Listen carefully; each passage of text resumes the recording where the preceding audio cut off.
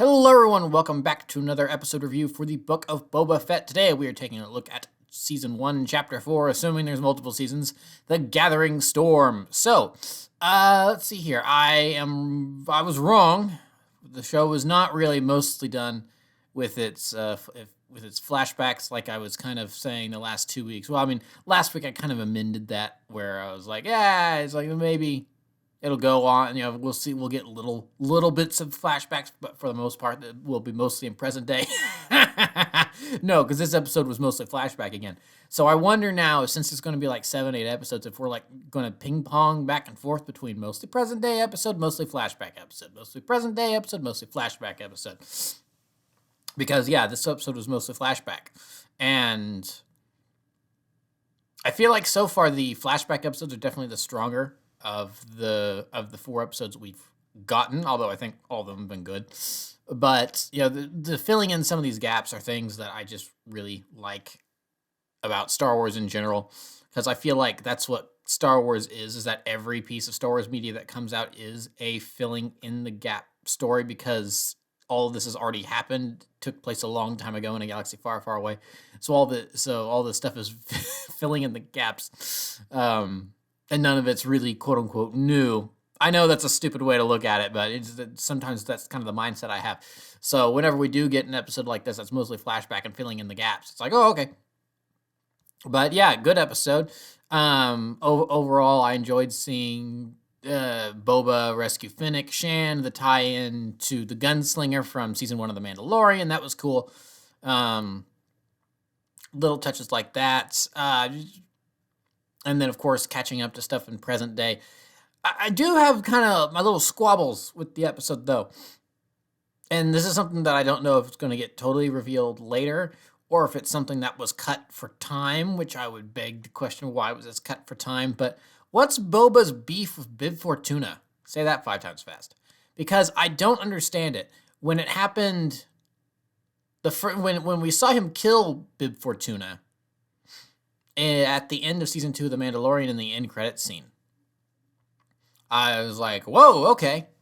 He's doing that to just take over. But then everyone on the internet was kind of like, oh, he's getting his revenge against Bib Fortuna. And I'm like, what? And then now in this episode, Fennec Shand's like, all right, so what's your game plan? He's like, we'll get my ship back, take out the Nikto bikers and take care of the I can't remember the exact verbiage he used, but he was definitely referring to Bib Fortuna, because I guess at some point he had seen how enlarged he had become. And I felt like that was a direct reference to Bib. So it's like, what did Bib Fortuna ever do to you? Because I keep up on most Star Wars content. I'm a little behind in some areas like the comics, but I am quickly catching up in that regard. Thanks to Marvel Unlimited, not to plug it, not sponsored, but it is very handy for reading Marvel comics, better than picking them up physically, IMO.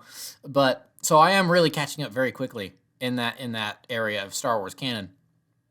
But I don't know. I feel like when that happened at the end of Season 2 of Mando, if there had been something in canon up until this point where it's like, why Boba killed Bib Fortuna, there would have been headlines on like Den of Geek and comicbook.com and stuff like that, where it was like, the secret rivalry between Boba Fett and Bib Fortuna there, and it would have been, the typical clickbait videos that you see on YouTube and stuff. It's like, you'll never guess why Boba Fett killed Bib Fortuna. The shocking reason, it's like with, emojis and stuff in the title. I feel like I would have seen that stuff all over the place, but I have seen none of that. So I'm really left wondering what the heck beef did Boba have with Bib Fortuna. I assume he just killed Bib because he was in the way, and he knew he's not going to go quietly. So I might as well just shoot the guy right through his chest, which he did, and toss him off. So, but now everyone else on the internet and Boba himself now are treating it like it's some sort of grudge or rivalry or something.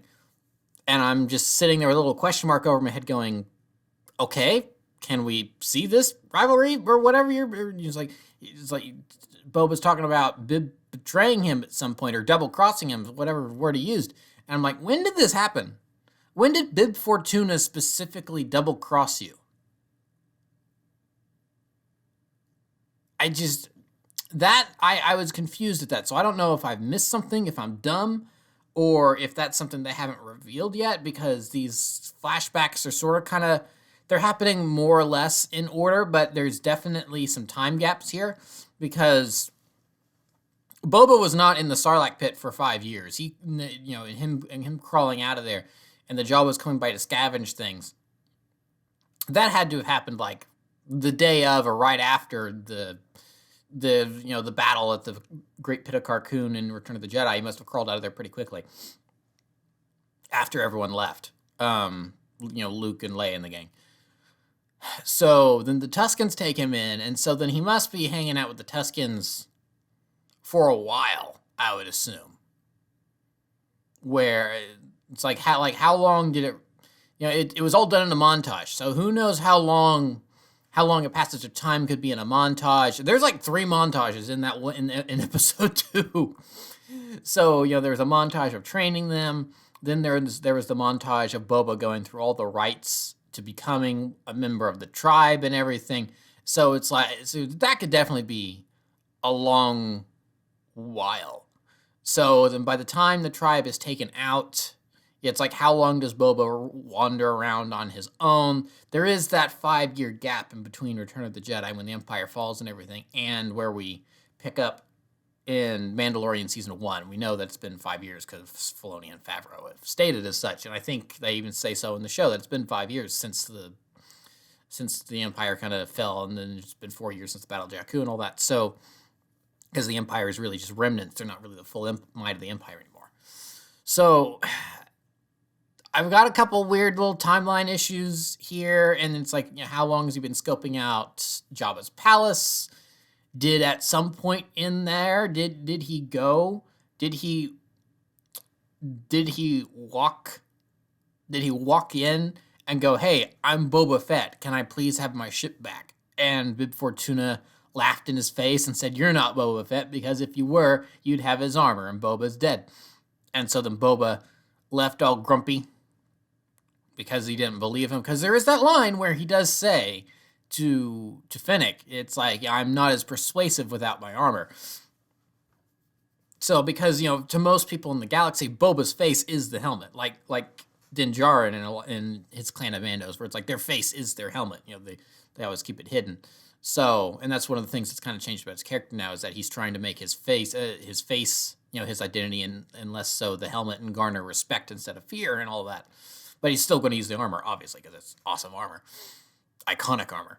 So, I don't know. If that was a scene that they included and they trimmed it for time, and then they thought instead that the little line of, "I'm less persuasive without my armor, and then I'm going to take out that fat guy who double-crossed me," or whatever, if they felt that was sufficient and they didn't need the actual scene of him walking into Jabba's palace to confront Bib and say, "Hey, can I have the Slave One back?" then, you should have left that in, because now I'm left here rambling on about, I want these questions answered, please, because it seems like you're kind of like that killing Bib was more personal than just removing the previous crime lord. So, so anyway, that is just like my biggest issue with the episode, is like, can we please explain this? I would like this to be explained. But other than that, overall, I thought it was pretty good. I thought it was super funny how they did return to the Sarlacc, and it makes sense that Boba maybe doesn't remember that Jawa was scavenging the armor, and so he just assumes that maybe it's in the Sarlacc. Or like the Tuskens took it off of him, and then that's when they started taking him with them, and they left his armor there. So he just assumes that it's in there. So it makes sense for them to go back, and that was another thing. It's like, how long's it been? Because he does mention where I was trapped all those years ago. So, but I thought it was really funny that they go back to the Sarlacc, because in the EU, Boba returns like 3 different times, twice to bombard it from orbit, with the Slave One, because that's just how petty he was in the EU at times, I guess. But and then he also fell back in another time or two. So they give him a good reason to go back, but I don't know. If I were Boba Fett, I'm like, I'm not going anywhere near that thing ever again. No, thank you. But they take it out because Fennic Shand drops a seismic charge in there, and it was pretty awesome. That was a pretty awesome inclusion. It's like, oh, the seismic charge takes out the Sarlacc. Oh, and also the reconciliation of the special editions versus the original. I thought that was pretty awesome. I really liked that, where you go over it, where they go over it in the Slave One, and you look in, and the mouth is like absent. You don't see the mouth at all. And then when they get close and he starts peering in, then the mouth springs out because it's like retractable or whatever. I thought that was really clever, really smart, and I don't know why we as fans, I don't think, at least I hadn't really had this conversation. I hadn't really thought about that before, because of course in the original version of Return of the Jedi, that mouth was not there. That was all CG stuff that they added later in the special editions, and it was just the big toothy pit. Then in the special editions, they added the mouth and the extra tentacles and stuff because of the power of CG. And that's that's one of those things that people whine and complain about, but I'm like, okay, so they added a mouth and a couple extra tentacles to the Sarlacc. Is that really such a big, oh, this ruins Star Wars? Han shooting first, I get that. The Jabba scene in A New Hope, I'm more on the fence about. I can get it, but at the same time, I'm like, I don't really think this. But some people just like to complain about the changes of the special editions, I think, and the people complaining about adding stuff to the Sarlacc pit is like, that's a dumb thing to complain about. It's not that big a deal. I think it'd be more of a realistic complaint if they added in like Looney Tunes, Tom and Jerry noises whenever Boba falls in to make it more comical. Like, like when he gets hit with when Han accidentally hits him in the jetpack with that big pike and he goes flying, if they put in like a slip sound effect and like a the cartoony boom when he hits the side of the sail barge, and then boom, boom, boom, boom, boom, boom, boom, boom as he rolls in. It's like, if they added in cartoon sound effects when that happened, I get complaining about that. But adding a couple tentacles in a mouth to the Sarlacc, I don't understand complaining about. So I really do like that what they did here in Book of Boba Fett is, making the mouth retractable. It's like, oh, that's a great way to reconcile the differences between both versions. Because also in the special editions, the mouth is then sometimes absent. It's like you don't see it. It's like, well, where'd it go? It's like, oh, it's retractable. Duh, that makes total sense. I like that. So maybe that's something that people have just kind of assumed for a long time. It's not something I'd really put much thought into in the past. So I'm like, that's a cool detail. I like that. Jon Favreau, you guys at Lucasfilm, you guys are smart. So yeah, that was cool. And then just overall seeing the birth of the dynamic between Fennec and Boba. She agrees to work with him to pay off the debt. And then he's like, all right, hey, we're done. Your debt's settled. So, where do you want to go? And she's like, you know what? I'm along for the ride. I don't want to see how this pans out. And then, and finally, for people that were questioning and wondering, it's like, and this is what I said in like the review for the second episode, I think. Maybe I said it last week. What I've said at times blurs together, so I apologize if I'm getting wrong when I said this in my reviews. But, me saying that, as these flashbacks go along, we're going to get Boba's motivations for why he's doing this. Yeah, and it's like, hey, here it is. What's Boba's motivations for becoming a crime lord? He's really tired of a bunch of idiots running, or, not really. He calls them idiots, but I don't really think he's insulting their intelligence. I think he's insulting their pettiness and their grudges and stuff. He's like, there's a way smarter way to go about this that doesn't involve sending bounty hunters and guards to their deaths and stuff. It's like, if you need to whack someone, he's fine with whacking him, because I think he's going to do that to the Pikes and maybe the mayor. I think he's ready to do that. But if it can be avoided, then let's just avoid it. Because that's his whole thing about Jabba ruled with fear, I intend to rule with respect. Where he's like, let's not kill everyone needlessly. But I will give him a little bit of a scare with my pet Rancor. Whereas that was such a great moment where it's like, what's gonna stop us from just killing you and taking what we want? And everyone's like, oh yeah, good point. And then Rancor underneath grabbing the hatch, and then he's like, oh, dumb boy. And he's like, please return to your seats, eat, it's fine. He's just a little hungry. It's like that was pretty good timing. I wonder, it's like, did he talk to Machete, the Rancor keeper down there, and goes, okay, if at any point you hear us, one of them start to question me, just have Buddy the Rancor over here, try to claw him, or maybe the Rancor, because he's imprinted on Boba or whatever. He's like, that guy's being insolent. I am going to give them a little scare, because I guess Rancors are more intelligent than we've been led to believe in the past, as per last episode. So that was cool. I really appreciated that. That was really fun. And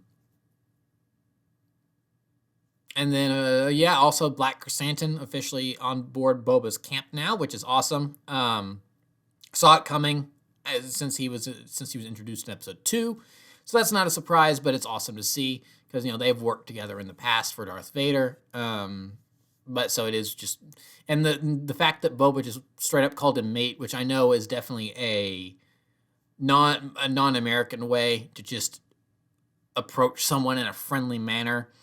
At times, the British do it, the Australians do it, obviously people in New Zealand do it.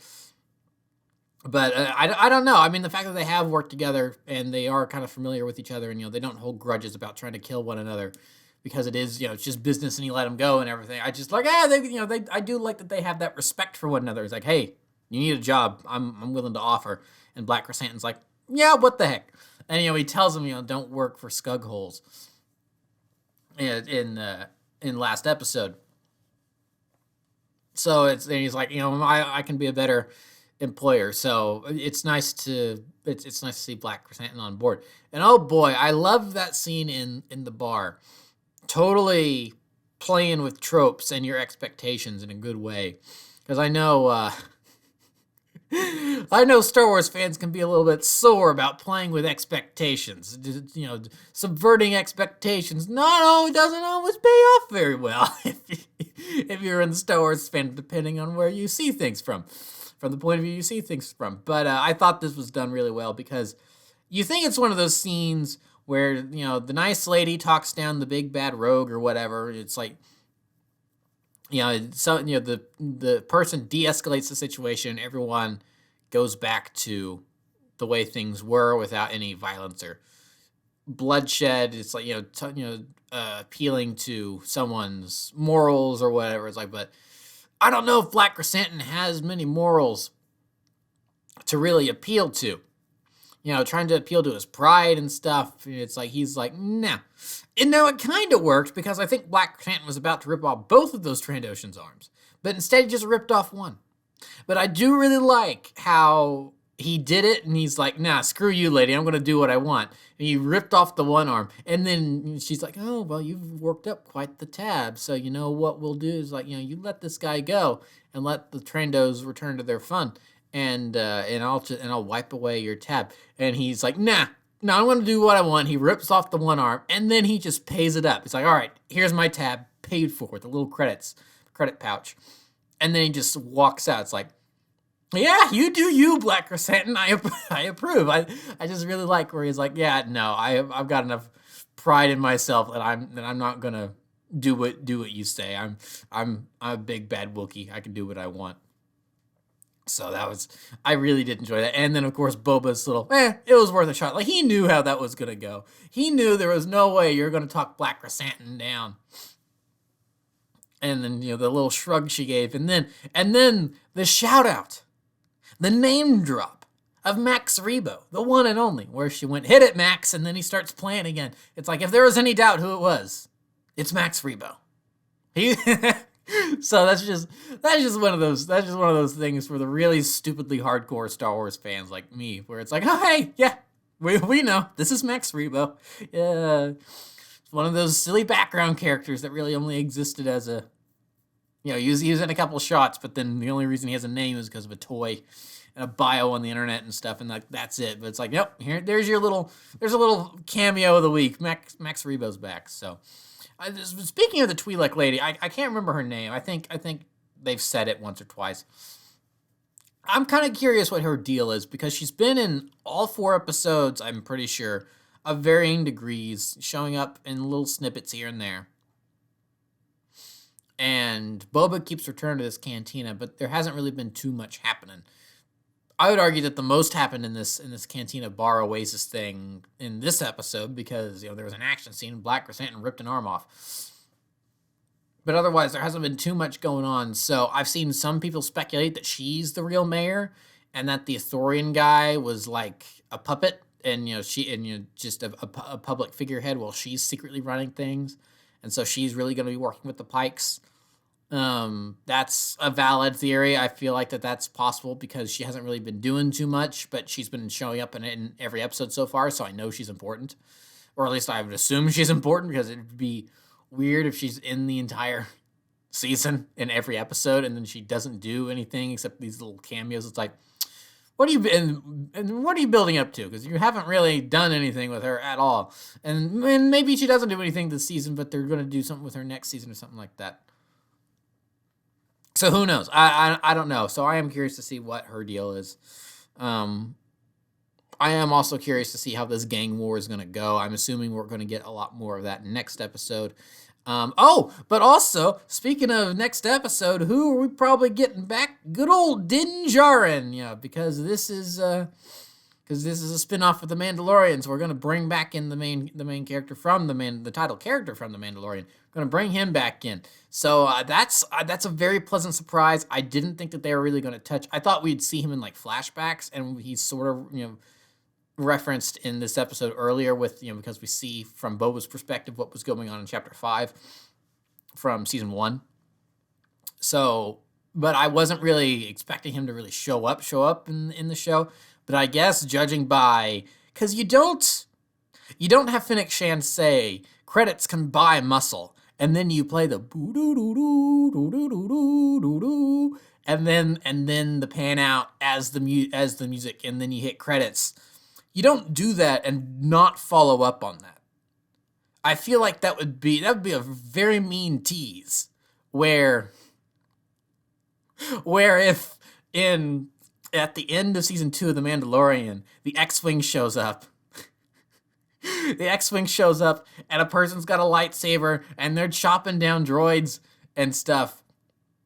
And then everyone's like, "Oh, it's a Jedi." And then he's like, "Who is it?" And then the door opens, and then the person puts their hood down, and it's C-3PO. It's like, "Oh, goodness gracious me, I did not know I had it in me to use the lightsaber in that manner and chop down other droids. Oh, it feels so wrong to do so." It'd be, I don't know, I feel like it'd be a really bad bait and switch to do that. So I'm pretty confident that Din's going to show up, because I would say maybe that, they play that music just to indicate that Mandalorians in general are going to show up next episode, but I don't know. I feel like that theme is so specifically targeted towards Din Djarin that using it in that manner at the end of the episode to tease the muscle of who the muscle's going to be. I mean, it's the same thing with the Force theme. I mean, obviously the Force theme is associated with Luke Skywalker, but the Jedi in general, it'd be like playing that and then not having anything Force related going on at all.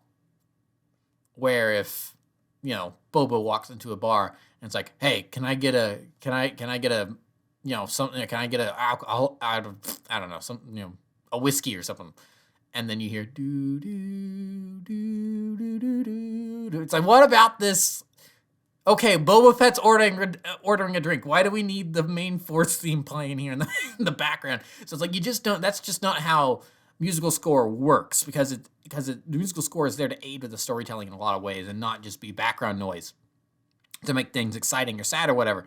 So I'm pretty confident that Din is showing up next episode, and I'm very, very curious to see what he's up to, because obviously this is after Mando season 2. Last we see him, he's standing there helmetless on the bridge of the light cruiser with Fennec and Bo-Katan and Koska Reeves. And she who shall not be named, because apparently you say one wrong thing on the internet, whether it be right or wrong, it's like the whole Gina Carano situation is just ridiculous. It's like, what she said wasn't that bad. Come on. She wasn't talking about murdering puppies or whatever. It's like, so yeah, so that's the last we've seen of him. So I'm very curious to see what he's up to. Is he leading the charge? Is he kind of like, okay, I have nothing else better to do, so I might as well become the new Mandalore? I mean, maybe he just left the Darksaber on that bridge and walked out. He's like, all right, you got what you want. My adopted son's going off with this random Jedi who I didn't even ask his name. I'm good. Peace out. Maybe he went back to Sorgon. Maybe Boba and Fennic gonna track him down and he's living as a farmer on Sorgon. That would actually be kind of cool, I feel like. Because that's one of the things I'm thinking, how is season 3 gonna open up? Is it gonna be like immediately afterward? Or is it gonna be some time has passed and you're like Bo-Katan tries to track him down and finds him on Sorgon? Or is he leading the so I feel like him kind of palling around with the other Mandalorians, or he went back to Sorgon to be with the pretty young widower that as Cara Dune called her. And I feel like that's a pretty good bet. Now, how the heck are Boba and Fennec going to track him down? Are they going to go back to places are they going to go back to Navarro and that's where they expect to find him because they know that's where he operated from? Who knows? But I am very, very eager to see him again because I really like his character. He's I feel everyone goes, ooh, Baby Yoda, Baby Yoda, Baby Yoda, but and stuff, and a lot of people attribute that to be the success of the show, and I feel like that was the reason it gained popularity in the first place. Yes, but I feel like it is Din Djarin's endearing character that and how he interacts with being this unintentionally adopted dad with Grogu that really got a lot of people to stick around. It wasn't just, oh, what's Grogu going to do this week? That's super adorable and memeable. It was so it was their dynamic and them kind of becoming this surrogate father and son duo. And the emotion behind that to where it's like, Grogu's leaving with Luke Skywalker at the end of the last episode of season 2, and Din's sitting there crying with his helmet off, and it's like, I can't see the screen because I'm crying too. So it's like, I feel like Din's a really fun, a really well-written character, so I'm eager to see him back. I will be eager to see that and how he jives with Boba, because I feel like they've got a pretty good dynamic going on, and to see the roles flip, because last time we saw them together, Din was kind of the one in charge and Boba was helping him out, but now it'll be reversed to where Boba's the one in charge and Din's helping him out instead. So, I don't know. I'm eager to see that. I am very much looking forward to the next episode, and I'm just really loving this show overall. This is just what, in terms of what I'm looking for in a show about Boba Fett that expands on his character and means he's not remaining static. I'm kind of getting what I was wanting. So yeah. I mean, I think that's definitely going to be a discussion I have probably at the end of the season. It's like, was this the correct direction to go with Boba's character? So far, I'm leaning towards yes. Again, I'm going to have to see how everything turns out before rendering my final verdict. But yeah, I'm really, really enjoying the show so far. And man, that main theme, just so good. So yeah, that will be it for this review. So thank you for watching. Remember to like, comment, subscribe, all that great stuff. Remember to follow me on Twitter, Instagram. Those links are in the description below. And I will see you guys next week for another Fett Friday. And I will see you all then. So thank you for watching and goodbye.